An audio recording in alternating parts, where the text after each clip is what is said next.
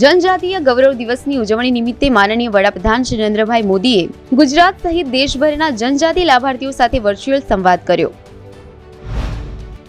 રાજ્યપાલ શ્રી આચાર્ય દેવવ્રતજીની ગરિમામય ઉપસ્થિતિમાં જનજાતીય ગૌરવ દિવસની ભરૂચ જિલ્લા ખાતે ઉજવણી કરવામાં આવી। મુખ્યમંત્રી શ્રી ભૂપેન્દ્રભાઈ પટેલના અધ્યક્ષસ્થાને ડાંગ જિલ્લાના આહવા ખાતે જનજાતીય ગૌરવ દિવસની રાજ્ય કક્ષાની ઉજવણી। આ અવસરે કુલ ₹202.87 કરોડના 37 જેટલા વિકાસ કામોનું લોકાર્પણ અને ખાતમુહૂર્ત ઉપરાંત ₹2.34 કરોડના યોજનાકીય લાભોનું લાભાર્થીઓને વિતરણ કરવામાં આવ્યું।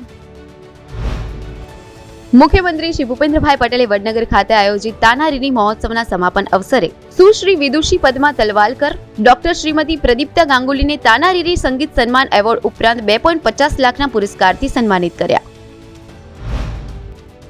વડનગર ખાતે આવેલી પ્રેરણા સ્કૂલની મુલાકાત દરમિયાન મુખ્યમંત્રીશ્રીએ વિદ્યાર્થીઓ સાથે સહજ સંવાદ સાધી તેમની વિવિધ સર્જનાત્મક પ્રવૃત્તિઓ વિશે જાણકારી મેળવી હતી। ઉલ્લેખનીય છે કે વડાપ્રધાન શ્રી નરેન્દ્રભાઈ મોદીએ બાળપણમાં જે કુમાર શાળામાં શાળાકીય શિક્ષણ મેળવ્યું હતું તે શાળા પરિસરમાં પ્રેરણા સ્કૂલનું નિર્માણ થયેલું છે। મુખ્યમંત્રી શ્રી ભૂપેન્દ્રભાઈ પટેલે પ્રાઇસ સપોર્ટ સ્કીમ અંતર્ગત હિંમતનગર કોટન માર્કેટયાર્ડ ખાતેથી મગફળી, મગ, અડદ અને સોયાબીનની લઘુત્તમ ટેકાના ભાવે સીધી ખરીદીનો રાજ્યવ્યાપી શુભારંભ કરાવ્યો। સ્વર્ણિમ જયંતિ મુખ્યમંત્રી શહેરી વિકાસ યોજના અન્વયે રાજ્યના 14 નગરો અને એક મહાનગરમાં બહુવિધ વિકાસ કામો માટે ₹253.94 કરોડની મંજૂરી।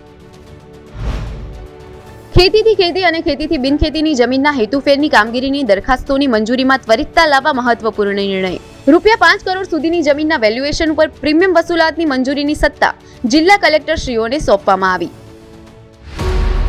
વિકસિત ભારત, વિકસિત ગુજરાત।